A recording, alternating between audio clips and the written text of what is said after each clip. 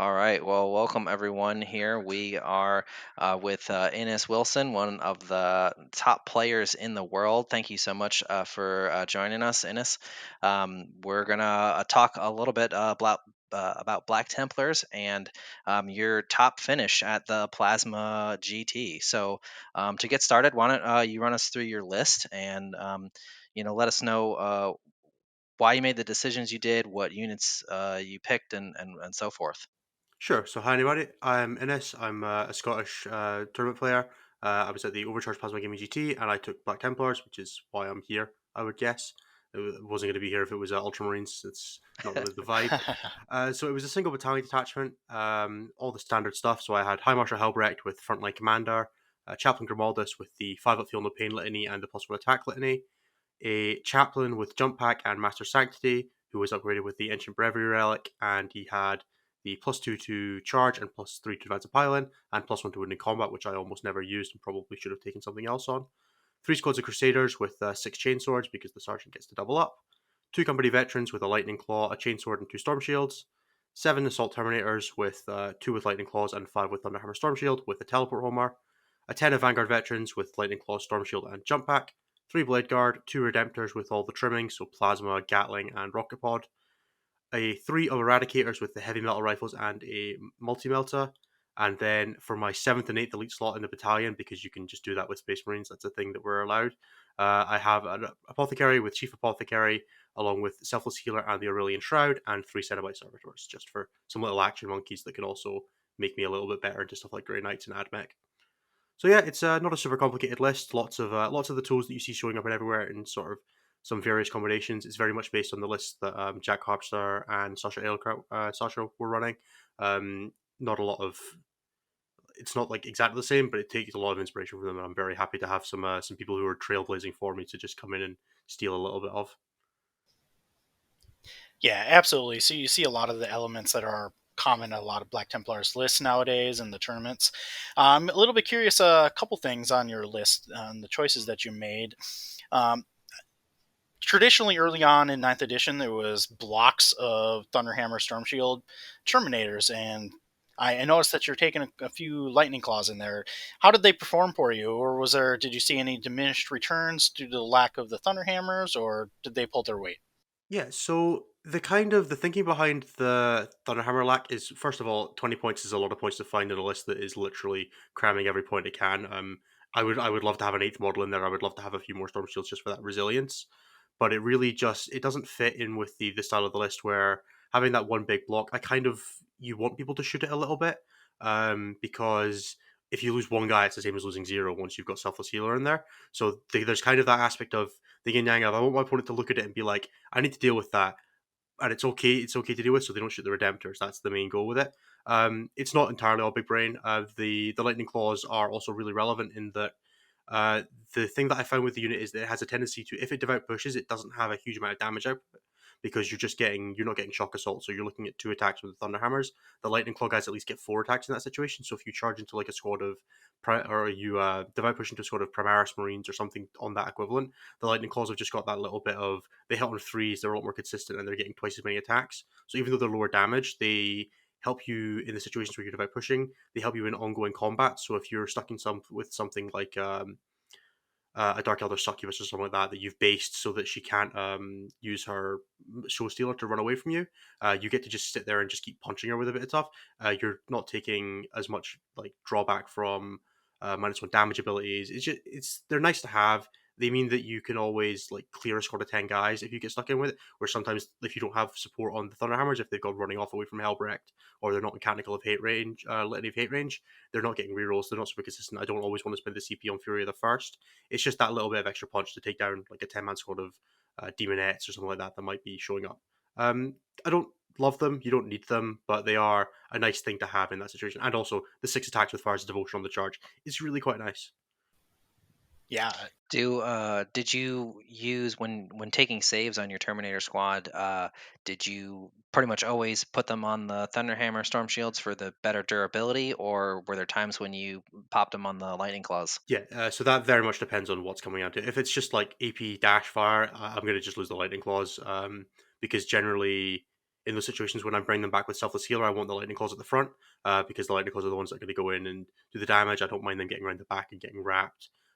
Just they're the ones that get in the way. If they tag something and they get punched, it lets me pull them out of combat with the Lightning Claw that I don't mind as much. So it's very much situational. If I was getting shot with a tank commander, I'm going to take it on my 1+ save. If I'm getting shot by some AP1, AP2, then I may just risk the 3-up save depending on what's coming at me. It really is situational. Having the mixed profiles is nice though. There's sometimes situations where you want to fail saves, so being able to take the armor save on 2+. So if you're taking something like a -5 fire from say like a macro plasma redemptor, and you want to get one guy dead out of line of sight, you can take that on the Terminator with just the 2-up armor save, and then you go down to no save. Whereas if you're taking it on like the Crux Terminator save, you'd be getting a 5-up. So it's just the like slightly better odds of just getting those jank things out there with the mixed save profiles. Yeah, awesome. So, in your current list and the rendition that you have the two Redemptors, and we know how powerful those things can be. You also have your Eradicators here. Did you feel like that was enough firepower to handle things like the heavy Dreadnought lists that are starting to come out into the meta, uh, or even Drukhari boat spam? Was that enough for you? So anything like dreadnoughts, I'm generally comfortable with just hiding from because they're not that fast. That we generally play on fairly heavy terrain on here. We're using sort of something that's closer to the WTC format of terrain, which is a lot of big L's, like you might see on something like TTS. So a lot of big L's, a lot of terrain in your deployment zone. So it's generally not that bad to just hide from a list like that, and then you take the fights that you want with your speed. Drukhari very much so was an issue. If you get second turn against Drukhari, you have to throw up the Aurelian Shroud turn one for the 4 bombardable save, so you don't just get all your dreadnoughts blown off the table, or you have to deploy so far back that you may as well not have them. The Eradicators were kind of a hedge for that in that they can do things like devout push out in your shooting phase in your opponent's turn, and then take some pot shots and not take a -1 to hit. But then lightning fast is really nasty for them. So it wasn't quite enough firepower. One draw of the format is we play differential scoring here rather than pure win loss draw. So there's an aspect of I don't necessarily have to win every game I play. I just have to get really good points. So I don't have to be able to beat Drakari like every time. I just need to not lose to them really badly.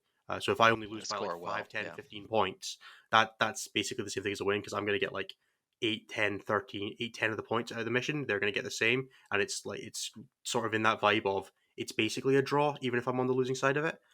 So in good matchups where I get to go first on a good mission, like something like Vital Intelligence, where they have to come to the center, I got a lot better chance. Whereas if we play on something like what I did play Drakari on, which was Battle Lines, and they just get to dictate all the fights and went first, it was miserable.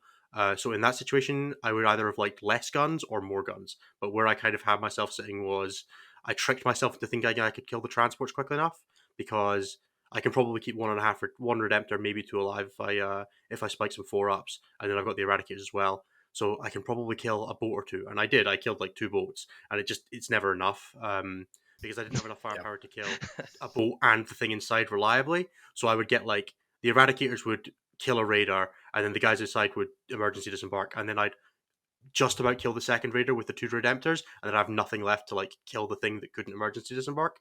So if you're gonna kill stuff in raiders, you need to kill 2 and the thing inside the second one, or you need to kill like everything. And the list just didn't quite sit in that, so I ended up having to play a really combat focused game against Ricari, and that's just never where you want to be, even with an army as resilient as Black Templars.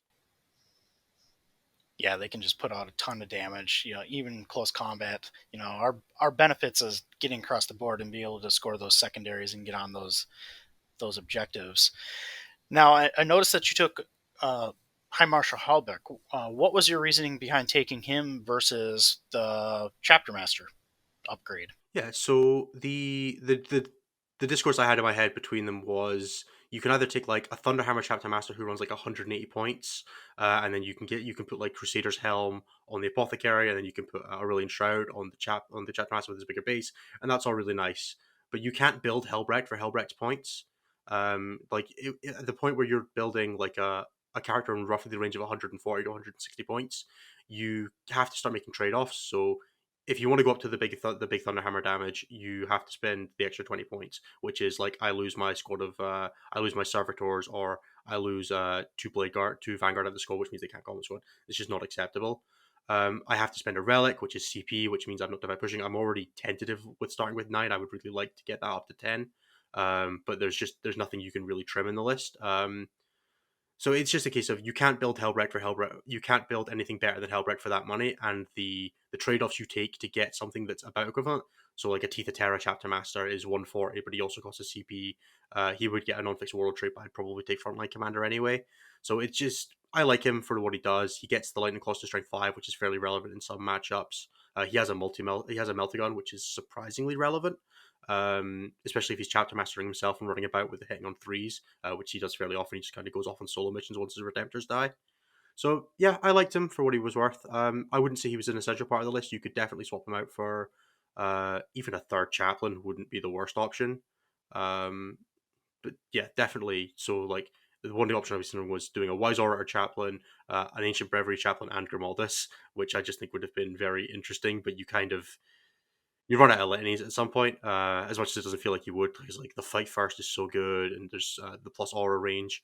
You can get things like bodyguard up to a 9-inch range, which is just very funny. Like that Celestine level of ridiculous, but it's just I didn't find it was ever worth it. I liked what Hellred did to the list. Yeah, he's a really good value buy. Surprisingly, that combi Melta shot, I hit more often with that than I do with like my multi Melta attack bikes and eradicators. And that +1 strength, like you said, getting lightning claws to strength 5 is really, It would be really really good. nice if it worked on him because strength 6 is such a terrible breakpoint right now. You really wish he was strength 7 so you Yeah, could like consistently hurt a radar or something or like yeah. a dreadnought in combat. The strength 6 is quite painful. I did not enjoy running him into a radar, getting like 9 attacks and 2 wounds, and they pass on them. So this is just so disappointing, Helbrecht. So, first couple turns. Let's talk about your kind of play style. What is a typical first turn deployment? Obviously, kind of run down a little bit. Briefly what you would deploy like Yeah. if you have first turn versus So second turn. the vague principle. Well, obviously we don't know who's going first, right? Yeah. When we're deploying, so it's all. I'm always deploying as if I'm going second, unless I have to deploy to go first. There's not really any other option for me. I'm not the kind of player who will just be like, well, I guess I'm just going to try and go first and win, unless there is no better situation. So for me, normally it looks something like the Redemptors will try and sit at maximum threat range of an opponent's guns. So, I'll just use an example of my Dark Eldar game. My opponent was using Obsidian Rose blasters inside Blackheart Raiders. So I kind of you run the math in your head of Raider moves 14, the blaster shoots 24. So if I sit outside 38 inches, I'm not in range to get shot by the Darklance and the blaster at the same time. So they either advance and shoot the blaster, or they move and just shoot the Darklance. So I basically just measure 38 from where my opponents can go. Redemptors are almost always the last thing to go down. They go there. They go 38 away, and then they just like you get one of the two guns. You don't get both. I think they might have actually been Blackheart, and it was only 32 inches, but it doesn't really matter for the purposes of demonstration. So they try to sit as far back as possible, and then the Apothecary goes within 3 of them, and then that kind of dictates where the rest of the army goes. Is that before I don't deploy their Redemptors till the end, but I have to assume that they're going to deploy next to their own Shroud, and that the Terminators are also going to deploy next to that guy. So they try to go sort of behind like a central ruin, or if not possible, in a forest, just for that -1. I'll happily just spend a turn advancing and then devout pushing out of it if needs be, or they go in for oath points or anything like that at the end of the turn. And then the kind of all the characters and the bodyguard go in there, and then the rest basically just hides. So the Crusaders will take the worst hiding spots. I don't mind putting a couple of Scots Crusaders in the open. The Vanguard veterans hide in the best hiding spaces, and the Eradicators hide somewhere where they can either threaten a devout push on my opponent's turn one to threaten anything that comes aggressively, or they can kind of run down a flank and start trying to get pot shots on weapons.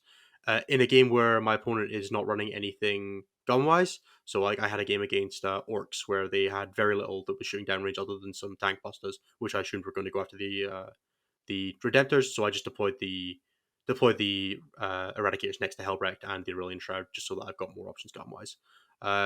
Generally, you're shootier than the combat armies. You're combat punchier than the shooting armies. So you deploy either like 60% hidden, 40% in the open, or the other way around, depending on what your opponent's playing. It's not really super nuanced because there's too much stuff to hide, and the Terminators don't really need to. So you just kind of live with it. Do you typically have your redemptors more out in the open to because they're protected by the shroud, or were there times when you were sticking them in cover? They're generally going to sit in the open because I don't.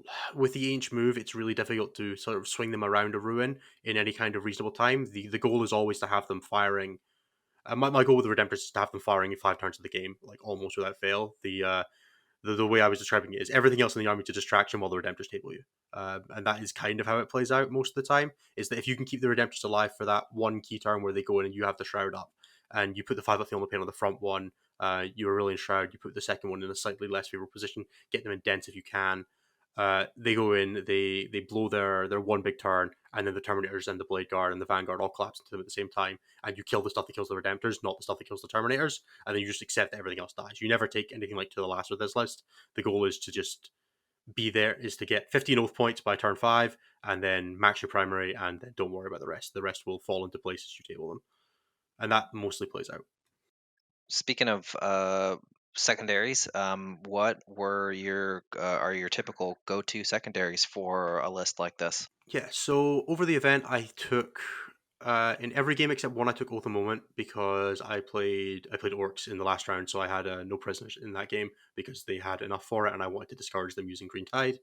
And then every other game I took Oath, which I scored 15 points on every game, including the game where I got tabled on turn 4 because that is a ridiculous secondary. And then I believe I took Stranglehold all 6 games, which is the one where you have to hold at least 3 objectives and more than your opponent. My bit, and I think I scored. Oh no, I didn't take it. I didn't take that against Dark Eldar. I took that in 5 games as well. I scored 75 points on that across 5 games as well. Stranglehold is a very, very good secondary if you have the kind of movement tricks that Space Marines do with Black Templars, because you can do things like throw a squad of Crusaders onto an objective, divide push onto it. You can divide push onto it at the end of your opponent's turn to steal it off them so that they don't get Stranglehold points. You could write a treatise on divide push. I'm not going to belabor it here too much, but the amount of objective shenanigans you can do with Space Marines and Rights of War and divide push combined is quite frankly absurd. And then the Redemptors and the Eradicators just threaten. So what you can do is things like sit to threaten shooting onto one objective and then charging onto the other. Your opponent has to pick which one to commit to, or they have to commit to both, and then you get to pick up all of the pieces at once. If because they're trying to deny you Stranglehold, they've got to sit on 3 objectives. You get to shoot them off, and then you get to charge them as well, and then they have left stuff to do that again next turn. So Stranglehold is very much snowbally with how this list wants to play. There is a bit of tension between it and Oath of Moment, but Oath's so easy to score that it doesn't really matter. You put the 3 Blade Guard in the middle, you make them as unappealing to shoot at as possible because everything else is doing all their stuff. We generally had woods in the middle of every board, a wood or a crater, which makes it fairly simple, fairly trivial to keep them alive. And then the apothecary, once he's kind of done his job, goes off and wanders next to them and just keeps bringing them back. And then the third secondary is super situational. In anything with like retrieval mission, where you've got a bunch of rejecting your deployment zone, I would take banners. Otherwise, a kill secondary like Aboard the Witch. I played against a Zinch army and a Grey Knights army, so Aboard the Witch is a very natural conclusion there. Um, it's super variable. There's nothing like set in stone. I would say banners is my go-to, unless I'm playing a mission where I can only realistically raise one turn one, where I'll probably try and go deep in the tank. I would never take anything like Retrieval Octarius data. There's the mobility just doesn't exist in the list. I never reserved a single unit in the army. The Vanguard start on the board every game. I don't have the spare things to do Rod. I don't have the spare things to do anything like that. So you've got to play what's on the table. It's you're banking on having 2 good secondaries and Oath is basically how it works. So Because why wouldn't you take Oath? yeah, so what I'm hearing is actually you play a little bit contrary to what most uh, Black Templars may believe is the go-to aggressive style. So you it sounds like you play a lot more cagey, holding everything back, kind of taking your half of the board and consolidating and making your opponent react to you on your side of the board. Does Yeah, kind of sound what? that's the basic principle. So the way that I think about it is that my Terminators are almost always the fastest thing on the board unless you have warp time, because they have a 6 inch divide push move and then a 5 inch move, +1 for the advance for Helbrecht, and then probably a 4 or 5 inch advance with the Black Templars reroll, and then the charge, like they're average threatening 24-25 inches, and then potentially up to mid 30s. And they can do that from a wood if you make sure that you're wholly within 5 of the edge of it, you or 4 of the edge of it, you can move Terminator straight off a wood, so they can be sat in dense and then go into your opponent's like backboard edge. So I've done that. I do that in a few games, but generally the threat of it is more important because it's just saying this is a big area of space that you can't come to. I'm going to score 15 oath points if I set this Terminator squad in the middle, and if you try to come and deal with it, they're going to charge you because they're resilient. And if you don't deal with them, then you can't stand in any of these places while I'm getting oath, and you also lose space. So yeah, I've always been kind of an area denial player. I played Kraken Gene Stealers through most of Eighth Edition, so it's just use your speed, threaten the threaten the board. Don't let your opponent pick fights that they want. Make sure you're the one picking the fights, and then kill the things that kill the Redemptors. Let the Terminators die slightly slower than your opponent wants them to. Keep bringing them back with the Apothecary every turn, and you'll probably come out better than worse most times. And then the second you get the chance, apply the pressure. The Vanguard veterans also are not playing that style that I was talking about with the Terminators in the middle. The Vanguard veterans are very much going around chasing your opponent's small objective holder units. They're picking up a squad of boys here, a squad of witches there, just going in and making sure that your opponent doesn't have good options for holding objectives, and they have to either come and take you off something, which means they're losing trade pieces, or they have to just give up points. And either way, I'm winning on that. So, with the apothecary huge point hike, obviously you took him in your list, and you won a tournament with it, so that speaks for itself. But you think that he is worth taking in? He's not obviously the auto include that he used to be.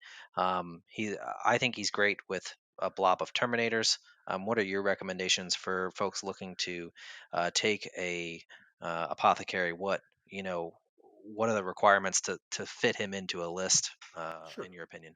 So for this list specifically, he has sort of three functions, which is a lot for a character that is already pretty good.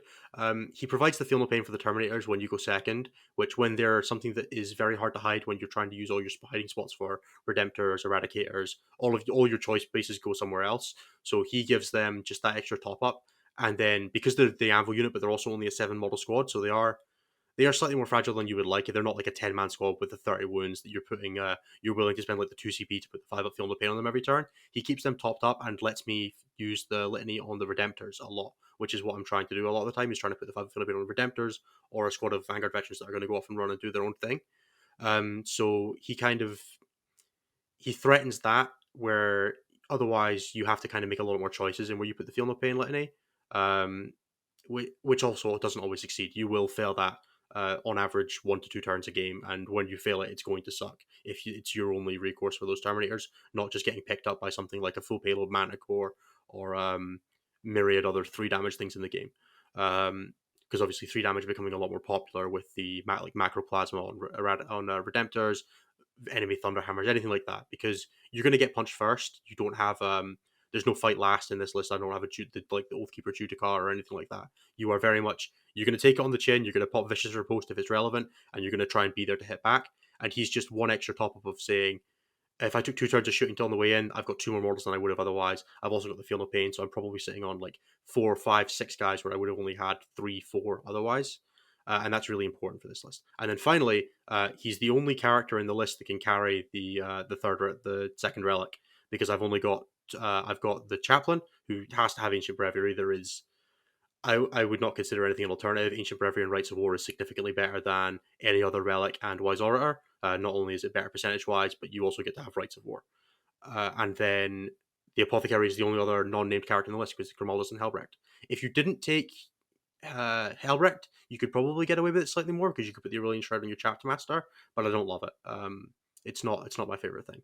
So yeah, he's a relic caddy. He is that little bit of extra durability, and then he is also the last one. Sorry, um, the other characters always have to be going and doing things. If my opponent doesn't have anything that I really need to feel no pain against, he sits on an objective in the open with bodyguard behind a wall. Because the other characters all need to be doing things. He doesn't always have to be doing something, and he's the only thing in my list that means that if we're playing most missions we set up, we try not to have all the objectives being bind terrain. So he is something that can sit on an objective in the open against something like Admech, Raise of Banner turn one, or get me first turn control and vital intelligence, or search and destroy, or soup and clear. Sorry, where you can't otherwise if you're just going to get shot off the board. He's actually fairly very important for that, for just giving you that extra um, tick of scoring that you might not necessarily have while staying safe. Awesome. So, another question for you about a unit choice. You've got, when we were looking over the new secondary missions when it first came out, something that we talked about on a few videos was using things like company vets and Cenobite servitors to do rod. Um, you said you didn't take that. So in this case, what are you using those Cenobites for? Are they just sitting on an objective doing actions, or what is their game plan? Yeah, the servitors are. I mean, the first thing is they're 18 points. It's really hard not to justify putting them in when they're 18 Yep, points for a yep. drop. It's like They're the a drop. They're an objective holder. They're not like poxwalkers or anything like that where they can do actions absolutely fine. So you honestly, for the starters, I think you're probably doing it wrong if you don't have at least one squad of servitors or Cenobite servitors in any Space Marine list, regardless of faction. They are so cheap for what they do, and they give Marines that thing they don't have. Um, but also they are the Fort Mortal Wound bubble is just so important. Even for things like the Redemptors, getting that Fort feeling pain against their own plasma mortal wounds is just way better than the 5-up. It means that if your Redemptor explodes in the middle of your lines, which happens a disgustingly annoying amount sometimes, you're a little bit more insulated. And then the big thing is AdMech bombers. Um, AdMech bombers fly over you. They drop 3 more wounds on average. You drop that down to 1.5. I hate those things. It means your objective holders just live that tick longer. So like a squad of Crusaders that gets flown over 3 times is probably going to lose enough guys that you're maybe risking a morale check. With the Cenobites there, they're not taking that. You're taking a third less damage, and when they're so swinging on the damage up as it is, yeah. And obviously, I hate thinking about Archaeopter Fusiliers at all times.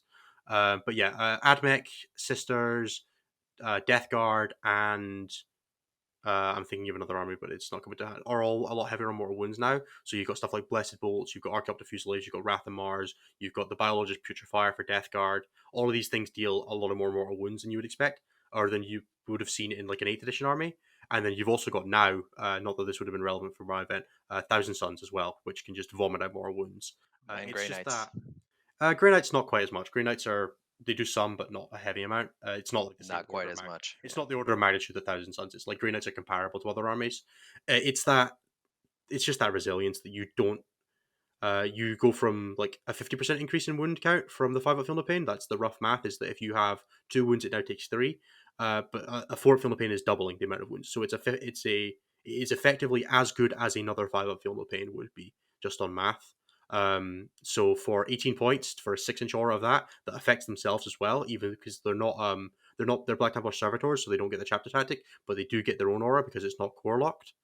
So they themselves become like a smite catcher in some matchups if you really need it.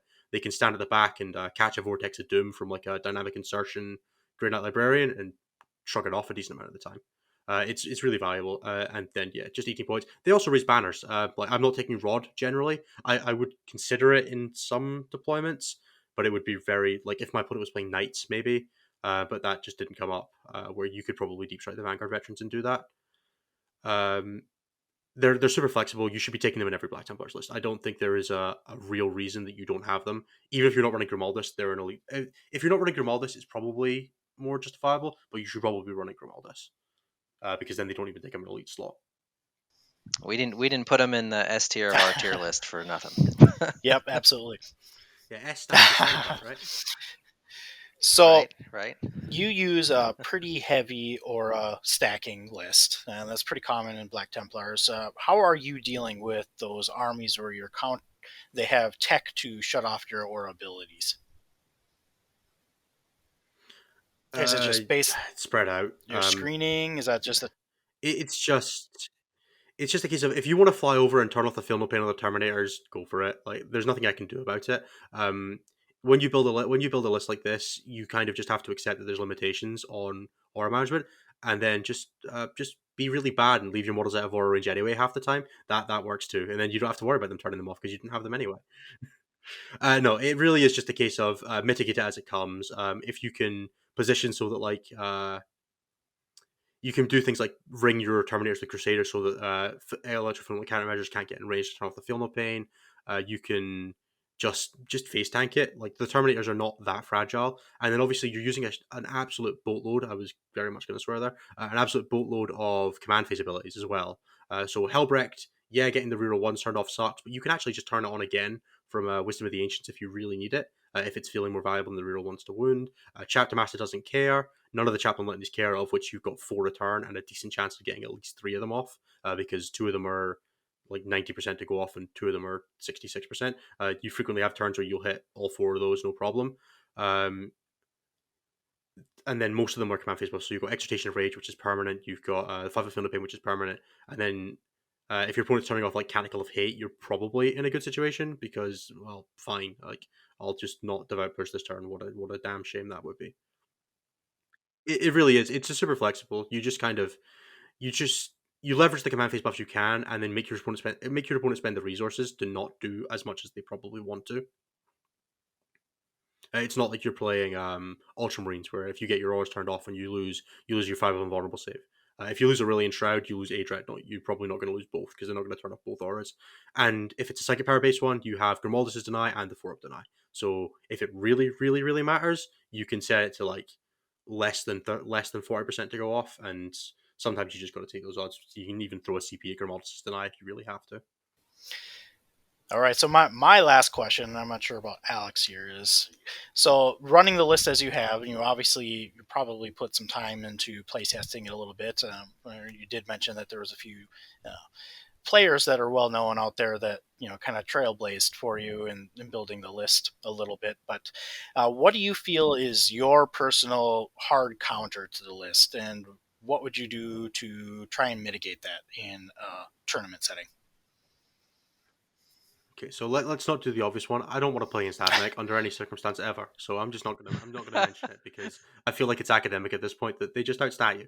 The hardest matchup for this list is going to be to go down the next rabbit hole is going to be well played, well piloted Dark Eldar are always going to be a problem because they shoot better than you and they have more efficient trade pieces than you. So like in a lot of matchups, your Crusaders can be fairly reliable at going in and killing something, or your Vanguard veterans. But due to things like Tormentors and Ancient Evil and Fight First on the Call of Strife stuff, it just means that you have to do like odd intervals of trading rather, so not odd in like the strange sense, but odd as in the numeric sense. If you're going to charge, you need to charge with 3 units, and accept you're going to lose the second one, but it's going to be the second most important one. So you have to do things like charge the succubus, charge the thing you want to charge, and then charge Squad of Witches, so that at least when the succubus immediately fights second with her fight first, you at least get to kill the witches, and then you just have to trade that way, and then hope that your trade pieces are resilient enough to last through that. So a Redemptor might tank a punch from a Squad of Incubi if they're not near Drazar. Terminators actually have a decent chance of living through Drazar with an invulnerable with the Feel No Pain. And then like squads of witches are generally dealable, and then shoot the Hellions if they've got Hellions. It's a difficult matchup because they're fast. Everything has OBSEC, and then they have things like the disembark and then jump over you with Call of Strife, so they can just jump into the middle of all your character bubble. So things like precision blows can be really nasty. Even with the four Film of Pain from Sent by Servitors, you got a really good chance of just losing a character outright to that, which is never fun. And Fight on Death is fine, but it's not efficient enough into Dark Eldar, especially if they're at risk of it. They can pop things like Lightning Fast, which is really good at just shutting down Space Marines with no rerolls now. So it's a difficult matchup. It's not an unwinnable one, especially if you go first in a good mission. But in a bad mission where you're going second, you're definitely scraping for points. You're hoping for something like an easy oath a moment, and then you're hoping they take. I don't want to say you're hoping they take bad secondaries, but you're hoping that they take secondaries that you can interact with, or so they don't have something like a to the last plan. If their list has like a really easy built into the last and herd the prey, and then something like banners in that mission, you're probably not going to stop them getting 100 points. It becomes then on you to can you get 100 points? Probably not.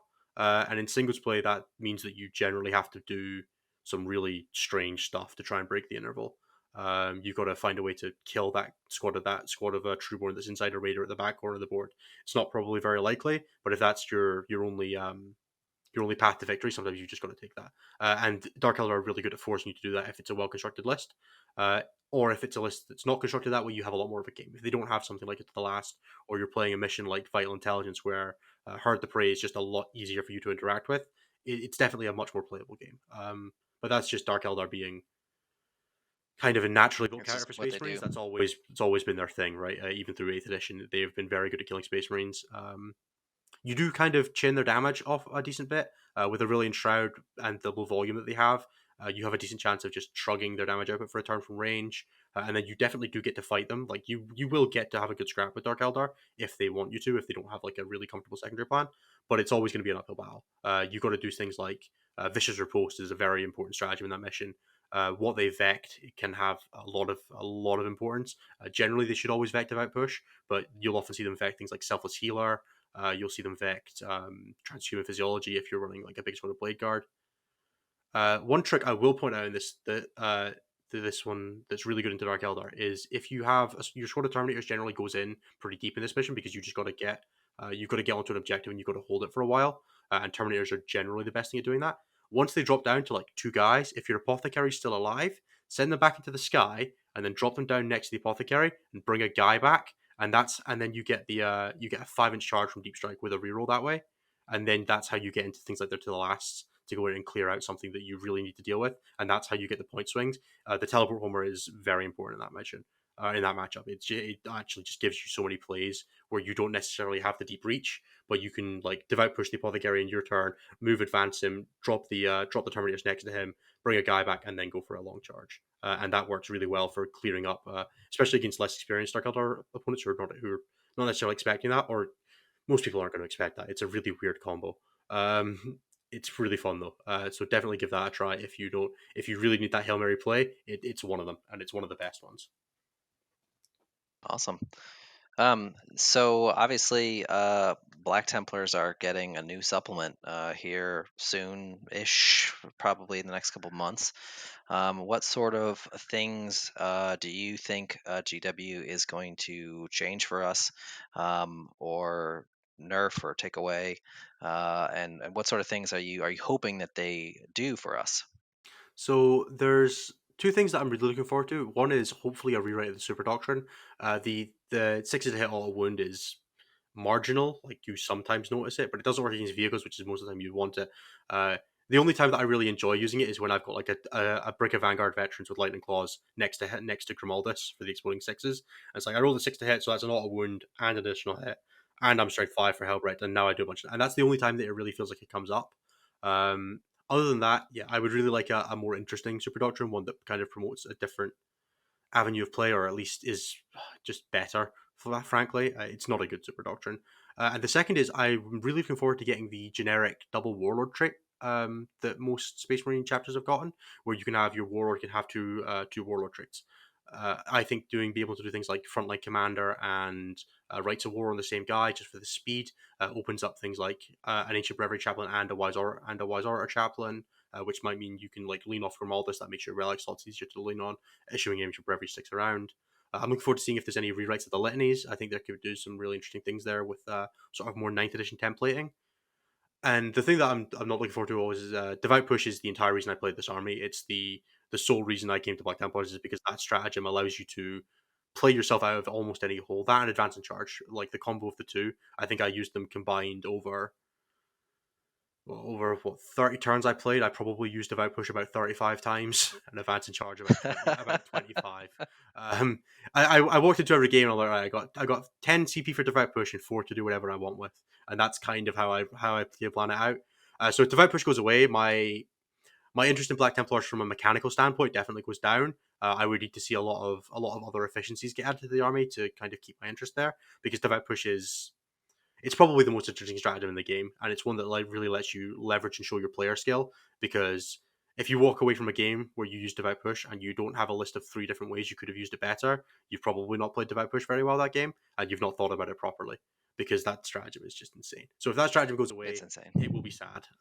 It will definitely diminish. I'm assuming a lot of people's enjoyment of Black Templars, because it really does feel nice to be the janky chapter after we had like a fifth edition fall back towards your opponent. It really does feel like that. It's just the same vibes, and I really enjoy that. I'd like to see a stratagem for assault vehicle on Landed Crusaders as well. Would just be cool. Not necessarily from like a competitive tournament standpoint. I just think that would be really cool, because the Crusader stratagem for Landed Crusader It's kind stratagem of what right it's now supposed to do. is not very good, and that's kind of disappointing. And then Primaris Crusaders would be really cool, because they are just give them another 5 attacks, guy. Games Workshop, stop being cowards. I want 22 attacks. So yeah, that's my rough thoughts on the new codex. It will for me. I am unfortunately I'm not a particularly heavy like narrative player. I'm not. I played Black Templars very minorly in like seventh edition when they had some good rules. But I jumped on them because they were powerful and I wanted to play them, and I felt like they had play into the meta. I'm not going to say that I'm like a diehard Black Templars fan.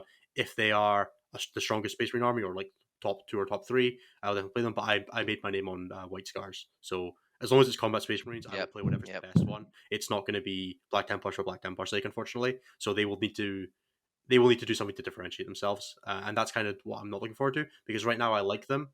Yeah, right now I like them, and I think for in terms of like rules pages to power, they are probably the highest of any army in the game right now. You got like 10 pages of rules and like top We have like a top half a five army in supplement. the game. Yeah, exactly. So if that goes away and they lose some of their unique flavor, even if it comes back in other ways, it will be disappointing. I think would be the way to put it. And I'm sure as mono Black Templars players, it would really suck for you guys if it's just a less interesting book than the supplement now. Right. You'd feel the pain of Space Wolf players What everywhere. what do you think of the new Emperor's Champion model? I really need to put something across his chest plate. Like I'm gonna put like a chain that goes from like his shoulder to his just so that the chest plate doesn't look so bare. But it's a nice model. It really is. I don't actually I actually have a like the bare current. chest plate. I said this on my live stream. I actually like it because it's going to give me the opportunity to put a decal of like a cross and then some scripture or something there. Like it's just a open playground of Well, decals for me. I paint like a toddler with more dysfunction. So I'm gonna be like spray it black and dry brush it. Right. I Yeah. don't own the current Emperor Champion model, so I might pick one up to use as like a squad sergeant, just because that would be nice to have before he goes off sale. He's a cool model. Yeah, He's a cool exactly. And model. he's got a lot of. I think the sculpt is older than I am, so it's a low bar. It's pretty old.